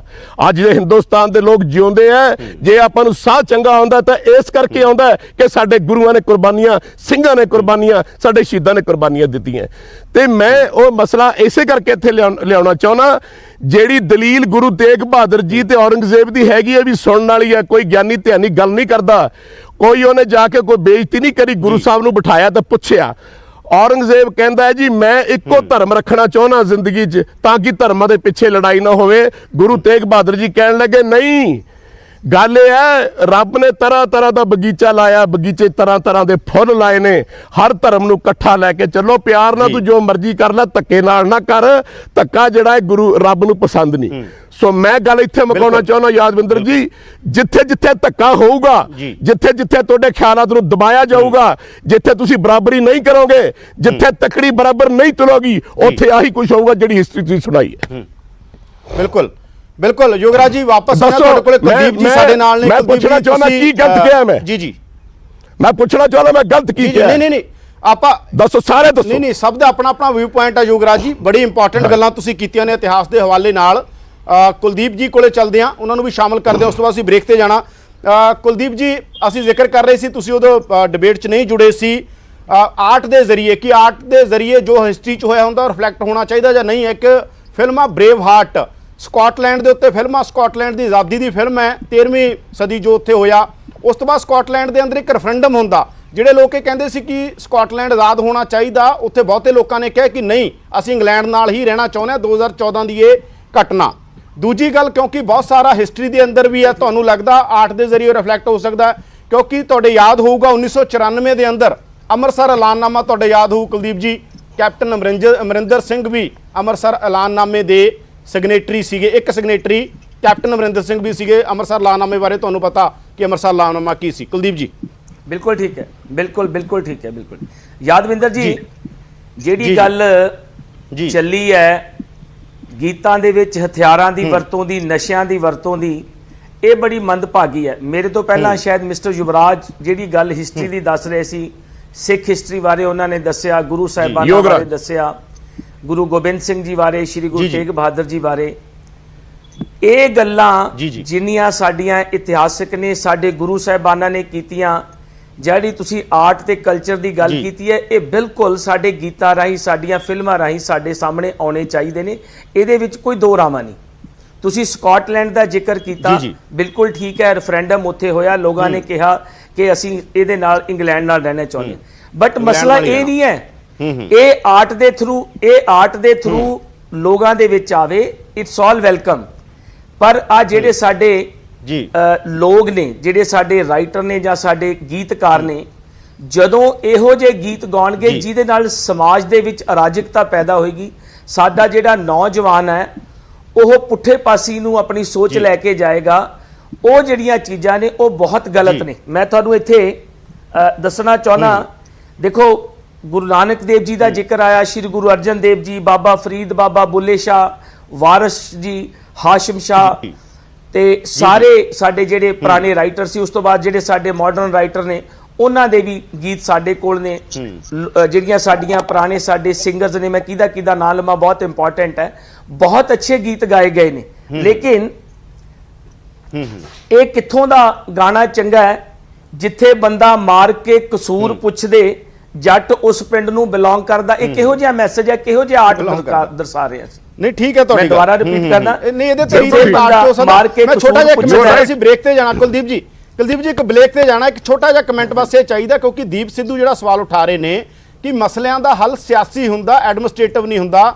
ਜੇ ਕਿਤੇ ਕੋਈ ਗੜਬੜਾਂ ਹੋਈਆਂ ਵੀ ਨੇ ਉਹ ਐਡਮਿਨਿਸਟ੍ਰੇਟਿਵ ਹੱਲ ਨਹੀਂ ਹੋ ਸਕਦੇ, ਪੋਲੀਟੀਕਲ ਹੱਲ ਹੋਣਗੇ, ਯਾਨੀ ਕੋਈ ਟਾਕਸ ਹੋ ਸਕਦੀਆਂ ਨੇ ਜੋ ਪੰਜਾਬ ਦੇ ਅੰਦਰ ਹੋਇਆ। ਕਿਉਂਕਿ ਅਸੀਂ ਇਸ ਕਰਕੇ ਜ਼ਿਕਰ ਕਰ ਰਹੇ ਹਾਂ, ਆਨੰਦਪੁਰ ਦਾ ਮਤਾ ਵੀ ਤੁਹਾਡੇ ਯਾਦ ਹੋਊ, ਉਹ 'ਚ ਕੌਣ ਕੌਣ ਸ਼ਾਮਲ ਸੀ, ਤੇ ਅੰਮ੍ਰਿਤਸਰ ਐਲਾਨਨਾਮਾ ਵੀ ਸਭ ਨੂੰ ਯਾਦ ਆ, 1994 ਤਾਂ ਕੱਲ੍ਹ ਦੀਆਂ ਗੱਲਾਂ ਨੇ ਜੀ। ਇਸ ਕਰਕੇ ਤੁਹਾਨੂੰ ਕੀ ਲੱਗਦਾ ਹੈ ਇਹ ਜਦੋਂ ਰਿਫਲੈਕਟ ਤਾਂ ਚੀਜ਼ਾਂ ਹੋਣਗੀਆਂ ਨਾ, ਹੋ ਸਕਦਾ ਅੰਮ੍ਰਿਤਸਰ ਐਲਾਨਨਾਮੇ ਤੇ ਕੋਈ ਫਿਲਮ ਬਣਾ ਦੇ। यादविंदर जी साड़ी कुछ हिस्ट्री दा ऐसे जी, मसले ने जी, ये बिल्कुल मैं हिस्ट्री बहुत पढ़ी है जी, सिविल सर्विस ਦੇ ਵਿੱਚ ਵੀ ਮੈਂ ਹਿਸਟਰੀ ਪੜ੍ਹੀ ਹੈ।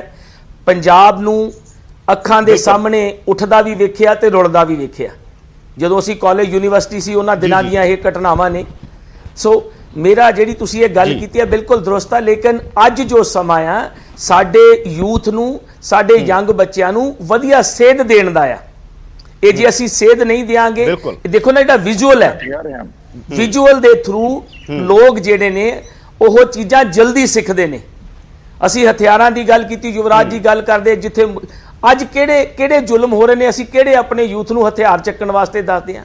ਇਹ ਕਿਹੜਾ ਸਾਡਾ ਜੱਟਾਂ ਦਾ ਮੁੰਡਾ ਤੇ ਜਿਹੜਾ ਸਾਡੇ ਦੂਜੇ ਮੁੰਡੇ ਹੋਸਟਲਾਂ 'ਚ ਪੜ੍ਹਦੇ ਨੇ ਉਹਨਾਂ ਨੂੰ ਅਫੀਮ ਦੀ ਲੋੜ ਪੈਂਦੀ ਹੈ। ਇਹੋ ਜਿਹੇ ਗਾਣੇ ਕਿ ਹੋਸਟਲ ਦੇ ਵਿੱਚ ਮੈਨੂੰ ਉਹ ਕੀ ਕਹਿੰਦੇ ਆ, ਉਹ ਸ਼ਰਾਬ ਦੀ ਪੇਟੀ ਲੈ ਦਿਓ, ਇਹੋ ਜਿਹੇ ਗਾਣਿਆਂ ਦੇ ਉੱਤੇ 100% ਕੁਲਦੀਪ ਜੀ ਅਸੀਂ ਇੱਕ ਬ੍ਰੇਕ ਲਈ ਰੁਕਣਾ। ਬੜੀ ਇੰਟਰਸਟਿੰਗ ਗੱਲ ਯੋਗਰਾਜ ਜੀ ਨੇ ਵੀ ਕਹੀ ਸੀ ਕਿ ਸਵਾਲ ਇਹ ਹੈ ਕਿ ਹਥਿਆਰਾਂ ਦਾ ਰੰਗ ਰੂਪ ਕਿਸ ਤਰ੍ਹਾਂ, ਹਥਿਆਰਾਂ ਨੂੰ ਵਰਤਣ ਦਾ ਮਸਲਾ ਹੈਗਾ ਕਿ ਉਹ ਕਿੱਥੇ ਆ ਇੰਸਟੀਗੇਟ ਹੁੰਦਾ ਹੈਗਾ ਸਾਡਾ ਯੂਥ। ਤੁਸੀਂ ਦੇਖੋ ਉਹਨਾਂ ਹੀ ਗਾਣਿਆਂ ਤੇ ਵਿਆਹਾਂ 'ਚ ਗੋਲੀਆਂ ਚੱਲਦੀਆਂ ਨੇ, ਇੱਕ ਵੱਖਰਾ ਮਸਲਾ। ਪਰ ਇਹ ਕਿਉਂਕਿ ਇੱਕ ਪਾਰਟਿਕੂਲਰ ਮੂਵਮੈਂਟ ਦੇ ਪੰਜਾਬ ਦੀ ਹਿਸਟਰੀ ਦੇ ਸੰਦਰਭ 'ਚ ਗੱਲ ਆ। ਇੱਕ ਬ੍ਰੇਕ ਲਈ ਰੁਕਦੇ ਹਾਂ, ਬੜੀਆਂ ਇੰਟਰਸਟਿੰਗ ਗੱਲਾਂ ਤੁਸੀਂ ਵੀ ਕਹੀਆਂ ਨੇ ਯੋਗਰਾਜ ਜੀ ਤੇ ਦੀਪ ਸਿੱਧੂ ਸਾਡੇ ਨਾਲ ਨੇ। ਇੱਕ ਬ੍ਰੇਕ ਲਈ ਸਾਨੂੰ ਰੁਕਣਾ ਪੈਣਾ, ਬ੍ਰੇਕ ਤੋਂ ਬਾਅਦ ਅਸੀਂ ਹਾਜ਼ਰ ਹੁੰਦੇ ਹਾਂ।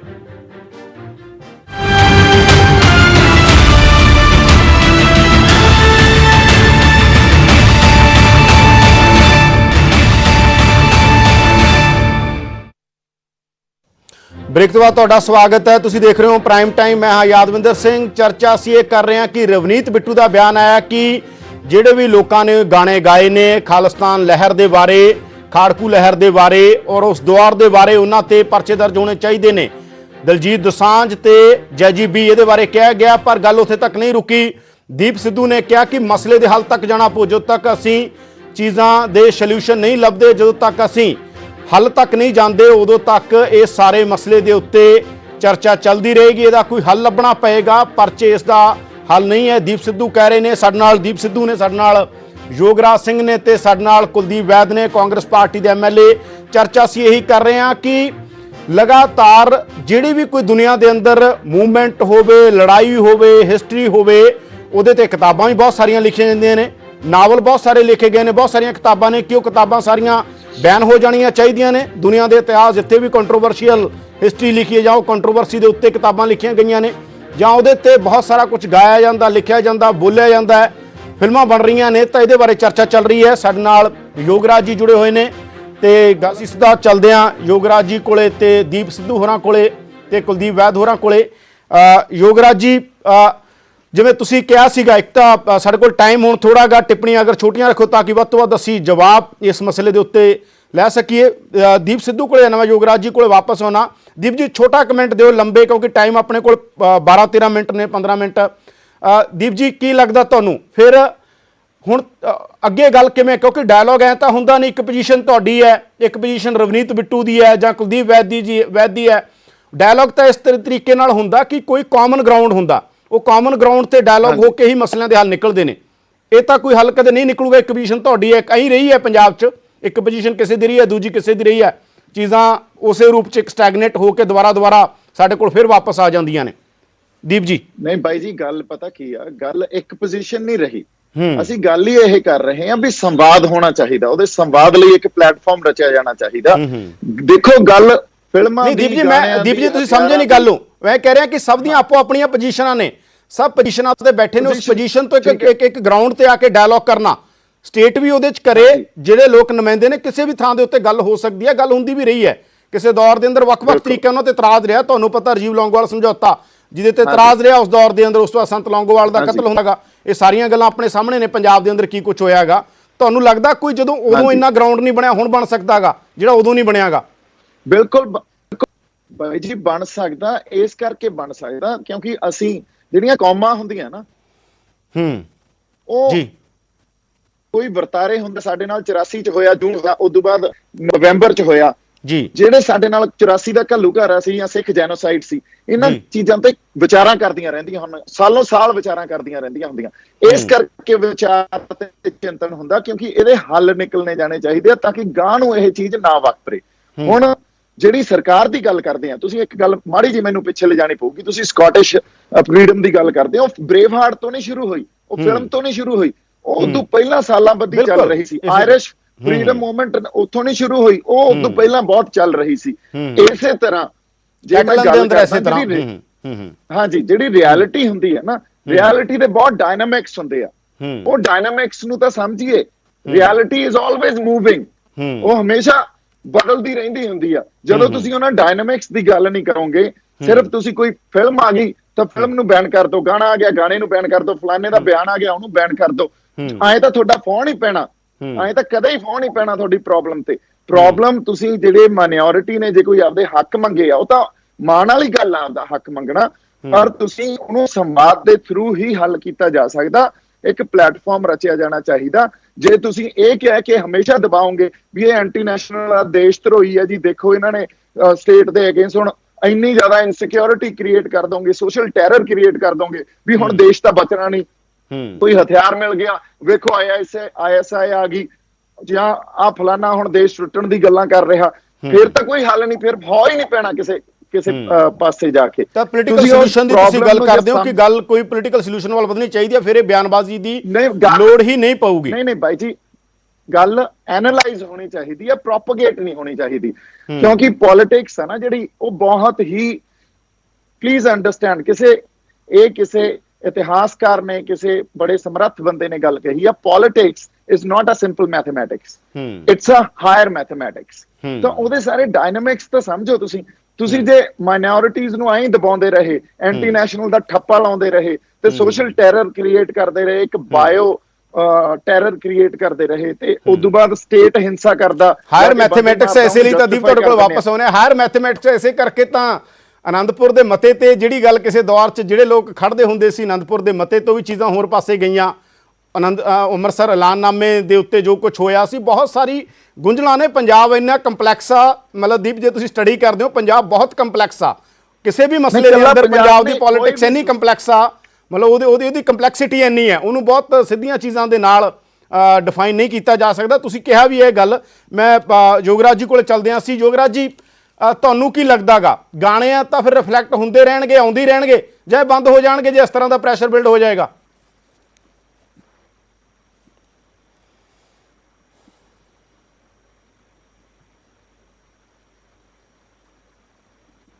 ਯੋਗਰਾਜ ਜੀ ਕੋਲੇ ਆਵਾਜ਼ ਨਹੀਂ ਜਾ ਰਹੀ, ਯੋਗਰਾਜ ਜੀ ਕੋਲੇ ਆਵਾਜ਼ ਨਹੀਂ ਜਾ ਰਹੀ ਸਾਡੀ। ਜੀ ਜੀ ਜੀ ਜੀ ਜੀ ਜੀ ਜਾ ਰਹੀ।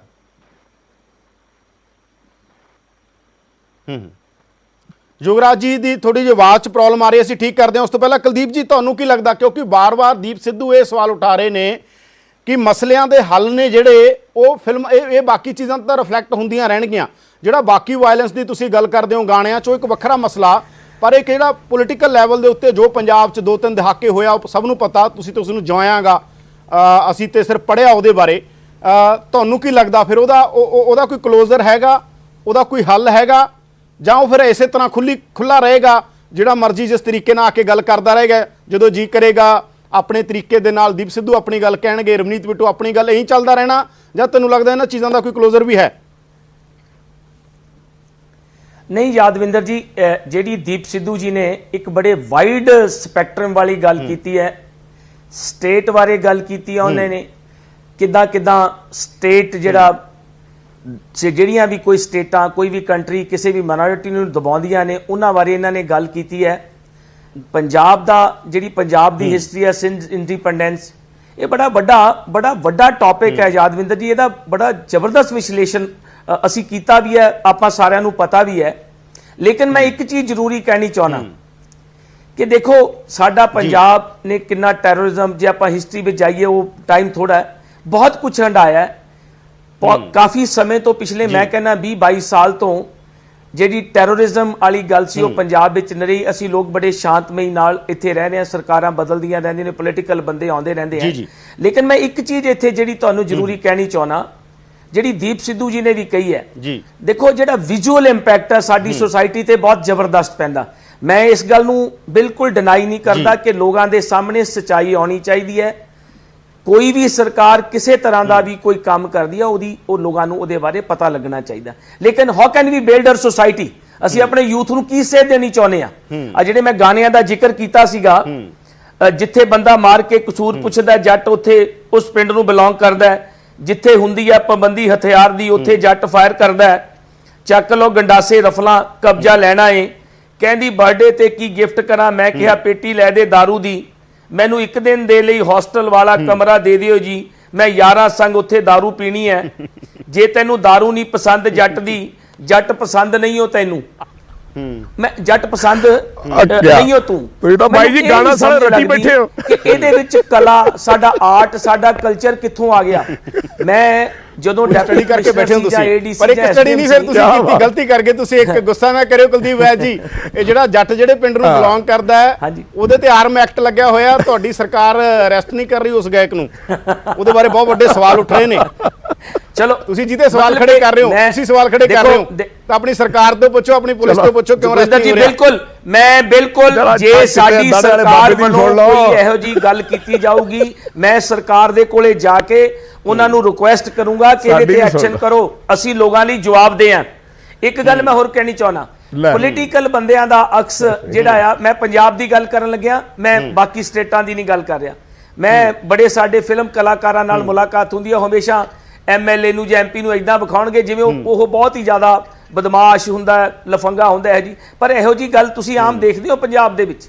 ਪੰਜਾਬ ਦਾ ਪੋਲੀਟੀਕਲ ਸੈਟ ਹੈ, ਪੰਜਾਬ ਦਾ ਜਿਹੜਾ ਸਾਡਾ ਕਲਚਰ ਹੈ ਉਹ ਬਹੁਤ ਵਧੀਆ ਹੈ। ਇਹ ਤੁਸੀਂ ਹਰੇਕ ਬਾਰੇ ਨਹੀਂ ਕਹਿ ਸਕਦੇ ਗੱਲ, ਮਸਲਾ ਉਹੀ ਜਿਹੜੀ ਗੱਲ ਤੁਸੀਂ ਹਰੇਕ ਬਾਰੇ ਨਹੀਂ ਕਹਿ ਸਕਦੇ, ਸਾਰਿਆਂ ਬਾਰੇ ਨਹੀਂ ਕਹਿ ਸਕਦੇ। ਸਹੀ ਗੱਲ ਕਹੀ ਹੈ ਯੋਗਰਾਜ ਜੀ ਨੇ, ਹਾਂ ਸਾਰਿਆਂ ਬਾਰੇ ਨਹੀਂ ਕਹਿ ਸਕਦੇ ਕੁਲਦੀਪ ਜੀ, ਅਸੀਂ ਤੁਹਾਡੇ ਕੋਲ ਪਾਰਟਿਕੂਲਰ ਨਹੀਂ ਕਹਿ ਰਹੇ, ਪਰ ਸਾਰਿਆਂ ਬਾਰੇ ਨਹੀਂ ਕਹਿ ਸਕਦੇ। ਅਸੀਂ ਬਿਲਕੁਲ ਯੂ ਕੈਨੋਟ ਟਾਕ ਦਿਸ, ਮੈਂ ਯੋਗਰਾਜ ਕੋਈ ਬੰਦਾ ਹੋਊਗਾ ਜਿਹੜਾ ਗੱਲ ਕਰਦਾ, ਮੈਂ ਉਹ ਗੱਲ ਨਹੀਂ, ਮੈਂ ਜਨਰਲ ਗੱਲ ਕਰ ਰਿਹਾ। This is not the way sir. ਮੈਂ ਤੁਹਾਡੇ ਨਾਲ ਇਸ ਕਈ ਗੱਲਾਂ ਨਾਲ point of finger on anybody's character, ਕੋਈ ਸਾਰੇ ਇਦਾਂ ਨਹੀਂ ਕਰਦੇ। ਬਿਲਕੁਲ ਕਦੀ ਵੀ ਆਪਾਂ ਸ਼ਾਮਲ ਕਰ ਲਈ, ਤੁਹਾਡੇ ਕੋਲ ਵਾਪਸ ਆਣਾ ਯੋਗਰਾਜ ਜੀ ਦੇਣਾ ਚਾਹੀਦਾ। ਯੋਗਰਾਜ ਜੀ ਨੂੰ ਆਪਾਂ, ਯੋਗਰਾਜ ਜੀ ਕੀ ਲੱਗਦਾ ਤੁਹਾਡਾ ਆਡੀਓ ਕੱਟ ਗਿਆ ਸੀ? ਯੋਗਰਾਜ ਜੀ ਤੁਹਾਨੂੰ ਕੀ ਲੱਗਦਾ ਜਿਹੜੀ ਦੀਪ ਸਿੱਧੂ ਗੱਲ ਕਹਿ ਰਹੇ ਨੇ, ਇਹ ਗੱਲਾਂ ਦਾ ਕੋਈ ਕਲੋਜ਼ਰ ਕਦੇ ਹੈ ਜਾਂ ਫਿਰ ਇਸੇ ਤਰ੍ਹਾਂ ਚੱਲਦੀਆਂ ਰਹਿਣਗੀਆਂ? ਪੰਜਾਬ ਨੂੰ ਤੁਸੀਂ ਬਹੁਤ ਨੇੜਿਓਂ ਦੇਖਿਆ, ਉਹ ਦੌਰ ਤੁਸੀਂ ਤਾਂ ਸਿਨੇਮਾ ਬਣਾਉਂਦੇ ਰਹੇ ਹੋ, ਬਹੁਤ ਪੁਰਾਣੇ। ਹਾਂਜੀ, ਇਹ ਗੱਲਾਂ ਦਾ ਕੋਈ ਕਲੋਜ਼ਰ ਹੈ ਜਿਹੜੀ ਦੀਪ ਸਿੱਧੂ ਕਰ ਰਹੇ ਨੇ, ਜਾਂ ਦੂਜਾ ਬਨਾਮ ਨੇ ਜਿਹੜਾ, ਇਹ ਬਨਾਮ ਰਾਜਨੀਤੀ ਕਦੇ ਟੇਬਲ ਤੇ ਆ ਸਕਦੀ ਹੈ?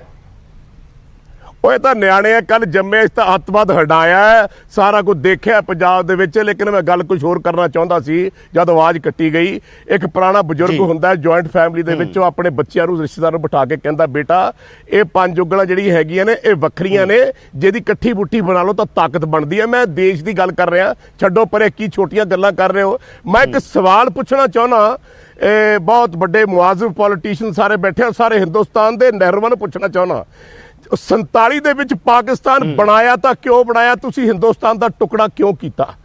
ਕੀ ਉਦੋਂ ਇਕੱਠੇ ਨਹੀਂ ਸੀ ਸਾਰੇ ਰਹਿ ਰਹੇ? 47 ਤੋਂ ਪਹਿਲਾਂ ਕਿੱਡਾ ਵੱਡਾ ਹਿੰਦੁਸਤਾਨ ਸੀ, ਉਹ ਦਰਨਾ ਪਾਸ ਤੋਂ ਲੈ ਕੇ ਤਿੱਬਤ ਤੱਕ ਤੋਂ ਲੈ ਕੇ ਕਸ਼ਮੀਰ ਤੱਕ ਲੈ ਕੇ, ਤੁਸੀਂ ਹਿੰਦੁਸਤਾਨ ਸੰਭਾਲ ਨਹੀਂ ਸਕੇ। ਮਿੰਟ ਲਾਇਆ, ਜਿਨ੍ਹਾਂ ਨੇ ਮੰਗੀ ਮੁਸਲਿਮ ਸਟੇਟ, ਤੁਸੀਂ ਚੱਕ ਕੇ ਪਾਕਿਸਤਾਨ ਬਣਾਤਾ, ਸਿਰ ਵੱਢ ਕੇ ਹਿੰਦੁਸਤਾਨ ਦਾ ਉੱਥੇ ਦੇਤਾ ਤੁਸੀਂ। ਤੇ ਅੱਜ ਉਹ ਗਵਾਂਢ ਵੀ ਤੁਹਾਨੂੰ ਤੰਗ ਕਰਦਾ, ਅੱਜ ਉਹਦੀ ਪ੍ਰੋਬਲਮ ਵੀ ਖੜੀ ਹੋਈ ਹੈ। ਠੀਕ ਹੈ, ਹੁਣ ਮੈਂ ਗੱਲ ਕਰਦਾ ਜਿਹੜੀਆਂ ਗੱਲਾਂ ਤੁਸੀਂ ਕਰ ਰਹੇ ਸੀ, ਤੁਸੀਂ ਕਹਿਣਾ ਕੀ ਚਾਹੁੰਦੇ ਹੋ? ਪੰਜਾਬ ਛੋਟਾ ਹੋ ਗਿਆ ਯੋਗਰਾਜ ਜੀ, ਪੰਜਾਬ ਸਰਦਾਰ ਪਟੇਲ ਜੀ ਨੇ ਹਿੰਦੁਸਤਾਨ ਨੂੰ ਇਕੱਠਾ ਕੀਤਾ। ਮੇਰੇ ਬੱਚਿਓ ਪਿਆਰਿਓ ਜਿਹੜੇ ਸੁਣ ਰਹੇ ਹੋ, ਔਰ ਮੈਂ 10,000 ਬੱਚਾ ਉਹ ਟ੍ਰੇਨ ਕਰ ਚੁੱਕਿਆ ਪਿਛਲੇ 42 ਸਾਲ ਤੋਂ, ਜਿਹੜਾ IPS ਅਫਸਰ ਹੈ, IAS ਅਫਸਰ ਹੈ, ਜੱਜ ਹੈ, ਸੁਪਰੀਮ ਕੋਰਟ ਦੇ ਜੱਜ ਨੇ, ਜਿਹੜੇ ਖਿਡਾਰੀ ਨੇ, ਜਿਹੜੇ ਕਾਰਗਿਲ 'ਚ ਜਿਹੜੇ ਮਾਰੇ ਗਏ ਸ਼ਹੀਦ, ਉਹ ਮੇਰੇ ਬੱਚੇ। ਮੈਂ ਆਪਣੇ ਦੇਸ਼ ਨੂੰ ਇੰਨਾ ਕੁਝ ਦਿੱਤਾ ਹੈ, ਔਰ ਮੈਂ ਦੇਸ਼ ਦੀ ਵੰਡ ਕਰਨ ਵਾਸਤੇ ਇੰਨਾ ਕੁਝ ਨਹੀਂ ਕੀਤਾ। ਮੈਂ ਉਹ ਪੁੱਤਰ ਵੀ ਦਿੱਤਾ ਜਿਹੜਾ ਕੈਂਸਰ ਨਾਲ ਜੂੜ ਕੇ, ਮੈਂ ਕਿਹਾ ਮਰਜੀ ਚੰਗਾ ਲੇਕਿਨ ਦੇਸ਼ ਵਾਸਤੇ ਵਰਲਡ ਕੱਪ ਜਿੱਤ ਕੇ ਲਿਆਈ, ਤੇਰੇ ਕੈਂਸਰ ਦੀ ਗੱਲ ਬਾਅਦ ਚ ਕਰਾਂਗੇ। ਮੈਂ ਉਹ ਆਦਮੀ ਐਸਾ ਜਜ਼ਬਾ ਰੱਖੋ, ਆਪਣੇ ਘਰ ਨੂੰ, ਪਰਿਵਾਰ ਨੂੰ ਨਾ ਵੰਡੋ। ਅੱਜ ਆਪਾਂ ਕਿੱਥੇ ਕਿੱਥੇ ਵੰਡਾਂਗੇ, ਕੱਲ ਨੂੰ ਗੁਜਰਾਤ ਵਾਲੇ ਕਹਿਣਗੇ, ਗੁਜਰਾਤ ਵਾਲੇ ਸਾਨੂੰ ਗੁਜਰਾਤ ਦੇ ਦਿਓ, ਸਾਨੂੰ ਮਹਾਰਾਸ਼ਟਰ ਦੇ ਦਿਓ, ਸਾਨੂੰ ਸਾਊਥ ਦੇ ਦਿਓ। ਤੇ ਦੇਸ਼ ਤਾਂ ਜਿੱਥੇ ਪਹਿਲਾਂ ਸੀ ਅੱਜ ਤੋਂ ਹਜ਼ਾਰਾਂ 12 ਸਾਲ 15 ਸਾਲ ਪਹਿਲਾਂ ਉੱਥੇ ਹੀ ਆ ਜਾਊਗਾ। ਸੋ ਮੇਰਾ ਕਹਿਣ ਦਾ ਮਤਲਬ ਹੈ ਮੇਰੇ ਪਿਆਰਿਓ, ਬੜੀ ਮੁਸ਼ਕਿਲ ਨਾਲ ਹਿੰਦੁਸਤਾਨ ਇਕੱਠਾ ਹੋਇਆ ਹੈ, ਬੜੀ ਮੁਸ਼ਕਿਲਾਂ ਨਾਲ ਆਪਾਂ ਇੱਕ ਘਰ 'ਚ ਰਹਿ ਰਹੇ ਹਾਂ। ਇਹ ਛੋਟੀਆਂ ਗੱਲਾਂ ਨੇ, ਲੇਕਿਨ ਰਾਜਾ ਉਹ ਚੰਗਾ ਹੁੰਦਾ ਜਿਹੜਾ ਤੱਕੜੀ ਬਰਾਬਰ ਤੋਲੇ, ਜਿਹੜਾ ਸਭ ਨੂੰ ਇੱਕੋ ਜਿਹਾ ਪਿਆਰ ਕਰੇ। ਆਨੰਦਪੁਰ ਸਾਹਿਬ ਦਾ ਮਤਾ ਹੁਣ ਤੱਕ ਪੈਂਡਿੰਗ ਕਿਉਂ ਪਿਆ ਹੈ? ਮੇਰਾ ਪਹਿਲਾ ਸਵਾਲ ਹੈ, ਦੱਸੋ ਕਿਉਂ? ਇਹਦਾ ਜਵਾਬ ਕੋਈ ਨਹੀਂ ਦਿੰਦਾ, ਕਿਉਂਕਿ ਤੁਸੀਂ ਸਾਰੇ ਰਲ ਕੇ ਕਹਿ ਦਿੰਦੇ ਹੋ ਉਹ ਛੱਡੋ ਜੀ ਹਿਸਟਰੀ ਨੂੰ, ਅੱਜ ਦੀ ਗੱਲ ਕਰੋ। ਤੁਸੀਂ ਯੂਥ ਦੀ ਗੱਲ ਕਰਦੇ ਹੋ ਭਾਜੀ, ਤੁਸੀਂ ਯੂਥ ਦੇਖਿਆ ਅੱਜ ਦਾ? 22 ਇੰਚ ਦੀਆਂ ਉਹਨਾਂ ਦੀਆਂ ਕਮਰਾਂ ਨੇ, 22 ਇੰਚ ਦੀਆਂ ਛਾਤੀਆਂ ਨੇ, ਗਾਣਾ ਗਾਉਂਦੇ ਹੋ ਮਿਰਜ਼ੇ ਦਾ। ਤੁਸੀਂ ਕਿਹੜੇ ਯੂਥ ਦੀ ਗੱਲ ਕਰਦੇ ਹੋ? 4-4 ਫੁੱਟ ਦੇ ਮੁੰਡੇ, 3-3 ਫੁੱਟ ਦੀਆਂ ਰਹਿ ਗਈਆਂ ਕੁੜੀਆਂ, ਕਿਉਂ? ਇਹ ਤੁਸੀਂ ਲੋਕਾਂ ਨੇ 버ਗਰ, ਫਲਾਨਾ, ਟਿਮਕਾ, ਮੋਬਾਈਲ, ਇਹ ਇੰਨੇ ਵੀ ਨਹੀਂ ਘਟੇ ਯੋਗਰਾਜ ਜੀ, ਜ਼ਿਆਦਾ ਘਟਾ ਦੇ ਹਿੰਦੁਸਤਾਨ ਨੂੰ। ਇੱਕ ਮਿੰਟ, ਜੇ ਹਿੰਦੁਸਤਾਨ ਨੂੰ ਤਾਂ ਵਾਪਸ ਜਾਣਾ ਪੈਣਾ ਹੈ, ਆਪਣੇ ਬਜ਼ੁਰਗਾਂ ਦੇ ਪੈਰੇਦਾਰ ਦੇ ਬਣ ਕੇ ਬਜ਼ੁਰਗਾਂ ਦੀ ਪੱਗ ਨੂੰ ਤੁਰਲਾ ਲਾਉਣਾ ਪੈਣਾ। ਹਿੰਦੁਸਤਾਨ ਨੂੰ ਵੰਡ ਦੀ ਜਿਹੜਾ ਵੀ ਗੱਲ ਕਰੂਗਾ ਮੈਂ ਉਹਦਾ ਸਖਤ ਦੁਸ਼ਮਣ ਹਾਂ, ਕਿਉਂਕਿ ਹਿੰਦੁਸਤਾਨ ਕਿਸੇ ਦੇ ਬਾਪ ਦਾ ਨਹੀਂ, ਹਿੰਦੁਸਤਾਨ ਸਾਡੇ ਸਾਰਿਆਂ ਦਾ ਹੈ ਤੇ ਸਾਡਾ ਪਿਆਰੀ ਸਾਡੀ ਇਹ ਧਰਤੀ ਹੈ ਜਿੱਥੇ ਅਸੀਂ ਪੈਦਾ ਹੋਏ ਹਾਂ। That's it. ਬਿਲਕੁਲ ਕੁਲਦੀਪ ਜੀ, ਕੀ ਜਿਹੜੀ ਗੱਲ ਦਾ ਉਹੀ ਗੱਲ ਵਾਪਸ, ਕਿਉਂਕਿ ਯੋਗਰਾਜ ਜੀ ਨੇ ਉਸੇ ਸੰਦਰਭ 'ਚ ਜਵਾਬ ਦਿੱਤਾ ਹੈ। ਯੋਗਰਾਜ ਜੀ ਤੁਹਾਡੇ ਕੋਲ ਵਾਪਸ ਆਉਨੇ ਆ। ਕੁਲਦੀਪ ਜੀ ਕੀ ਲੱਗਦਾ ਤੁਹਾਨੂੰ, ਕੋਈ ਕਲੋਜ਼ਰ ਹੈ ਕਿਸੇ ਚੀਜ਼ ਦਾ, ਕੋਈ ਜਿਹੜਾ ਉਹ ਪੁੱਛ ਰਹੇ ਨੇ ਕਿ ਗੱਲਾਂ ਨੂੰ ਮਿੱਟੀ? 2 ਮਿੰਟ ਕੁਲਦੀਪ ਜੀ, ਸਵਾਲ ਪੂਰਾ ਹੋ ਲੈਣ ਦਿਓ। ਤੁਹਾਨੂੰ ਕੀ ਲੱਗਦਾ ਜਿਹੜੀ ਇਹ ਗੱਲ ਆ ਕਿ ਇਤਿਹਾਸ ਤੇ ਮਿੱਟੀ ਪਾ ਕੇ ਅੱਗੇ ਵਧ ਜਾਾਂਗੇ, ਵਧਿਆ ਜਾ ਸਕਦਾ? ਕਦੇ ਇਤਿਹਾਸ ਤਾਂ ਕਹਿੰਦੇ ਉਹ ਗੜੇ ਮੁਰਦੇ ਵਰਗਾ ਹੁੰਦਾ, ਉੱਠ ਕੇ ਖੜਾ ਹੋ ਜਾਂਦਾ। ਇਤਿਹਾਸ ਨੇ ਆ ਕੇ ਸਾਹਮਣੇ ਤੁਹਾਡੇ ਖੜਾ ਹੋਣਾ ਹੁੰਦਾ, ਜੋ ਕੁਝ ਹੋਇਆ ਪੰਜਾਬ 'ਚ, ਜਿਨ੍ਹਾਂ ਦੀ ਉਹ ਗੱਲ ਕਰ ਰਹੇ ਨੇ। ਕਿ ਇਹ ਕਾਰਨ ਆ ਵਾਰ-ਵਾਰ ਆ ਕੇ ਗੱਲਾਂ, ਇਹ ਦੀਪ ਸਿੱਧੂ ਤੇ ਰਵਨੀਤ ਬਿੱਟੂ ਤਾਂ ਇੱਕ ਬਿੰਬ ਹੋ ਸਕਦੇ ਨੇ ਉਸ ਗੱਲ ਦਾ, ਪਰ ਕੋਈ ਨਾ ਕੋਈ ਇਸ ਪਿਕਚਰ 'ਚ ਆਇਆ ਰਹਿਣਾ ਹਮੇਸ਼ਾ। ਤੁਹਾਨੂੰ ਲੱਗਦਾ ਕਦੇ ਕਲੋਜ਼ਰ ਹੈ ਇਸ ਗੱਲ ਦਾ ਕੋਈ? ਯਾਦਵਿੰਦਰ ਜੀ, ਜਿਹੜੀ ਹਿਸਟਰੀ ਆ ਸਾਡੀ, ਉਹਨੂੰ ਸਾਨੂੰ ਕਦੇ ਨਹੀਂ ਭੁੱਲਣਾ ਚਾਹੀਦਾ। ਹਿਸਟਰੀ ਵਿੱਚ ਕੁਝ ਮਾੜੀਆਂ ਗੱਲਾਂ ਹੋਈਆਂ, ਕੁਝ ਚੰਗੀਆਂ ਜਾਂ ਮਾੜੀਆਂ ਗੱਲਾਂ ਤੋਂ ਸਾਨੂੰ ਆਉਣ ਵਾਲੇ ਸਮੇਂ 'ਚ ਉਹਦਾ ਸਾਨੂੰ ਸਬਕ ਸਿੱਖਣਾ ਚਾਹੀਦਾ ਹੈ। ਜਿਹੜੀ ਯੋਗਰਾਜ ਜੀ ਨੇ ਗੱਲ ਕੀਤੀ ਹੈ ਜੀ, ਇਹ ਸਾਡਾ ਜਿਹੜਾ ਮੁਲਕ ਹੈ ਬਹੁਤ ਖੂਬਸੂਰਤ ਮੁਲਕ ਹੈ। ਸਭ ਤੋਂ ਵੱਧ ਪੰਜਾਬੀਆਂ ਨੇ ਘਾਲਣਾ ਘਾਲ ਕੇ, ਫਾਂਸੀਆਂ ਦੇ ਰੱਸਿਆਂ ਨੂੰ ਚੁੰਮ ਕੇ ਇਹ ਆਜ਼ਾਦੀ ਲਈ ਹੈ। ਇਹਦੇ 'ਚ ਕੋਈ ਵੰਡ ਵਾਲਾ ਮਸਲਾ ਨਹੀਂ। ਲੇਕਿਨ ਯੋਗਰਾਜ ਜੀ ਨੇ ਜਿਹੜੀ ਗੱਲ 47 ਤੋਂ ਬਾਅਦ ਦੀ ਕੀਤੀ ਹੈ, ਤੁਸੀਂ ਦੇਖੋ ਸਾਡੇ ਹਾਲਾਤ। ਹਿੰਦੁਸਤਾਨ ਤਾਂ ਵੰਡਿਆ ਗਿਆ ਸੀ, ਪੰਜਾਬ ਛੋਟਾ ਕਰ ਲਿਆ, ਪੰਜਾਬੀ ਛੋਟੀ ਕਰ ਲਈ, ਸਿੱਖੀ ਛੋਟੀ ਕਰ ਲਈ। ਅਸੀਂ ਸਾਰੇ ਜ਼ਿੰਮੇਵਾਰ ਹਾਂ। ਮੈਂ ਕਿਸੇ ਬੰਦੇ ਨੂੰ ਕਹਿੰਦਾ ਜ਼ਿੰਮੇਵਾਰ ਹੈ। ਅੱਜ ਕਿੱਥੇ ਆ? ਕਿੱਥੇ ਦਿੱਲੀ, ਸ਼ਿਮਲਾ, ਇਧਰੋਂ ਜੰਮੂ ਕਸ਼ਮੀਰ ਪੰਜਾਬ 'ਚ ਹੁੰਦੇ ਸੀ, ਚਲੋ ਪਾਕਿਸਤਾਨ ਕਲਾਸ ਜ਼ਿੰਮੇਵਾਰ ਸੀ। ਅੱਜ ਪੰਜਾਬ ਬਿਲਕੁਲ ਕਿ ਸਾਡੇ ਵੱਡ ਵਡੇਰੇ ਗਲਤ ਸੀ, ਟੂ ਨੇਸ਼ਨ ਥਿਊਰੀ ਸਾਡੇ ਪੁਰਾਣੇ ਰਹਿਨੁਮਾ ਗਲਤ ਸੀ, ਹਿੰਦੁਸਤਾਨ ਦੇ ਨੂੰ ਚਲਾਉਣ ਵਾਲੇ ਬੰਦੇ ਗਲਤ ਸੀ। ਇਹ ਕਹੋ ਨਹੀਂ, ਦੇਖੋ ਟੂ ਨੇਸ਼ਨ ਥਿਊਰੀ 1947 ਤੱਕ ਸੀ। ਮੈਂ ਗੱਲ ਕੀਤੀ 1966 ਦੀ, ਜਿਹੜੀ ਪੰਜਾਬ ਦੀ ਡਿਵੀਜ਼ਨ ਹੋਈ ਹੈ।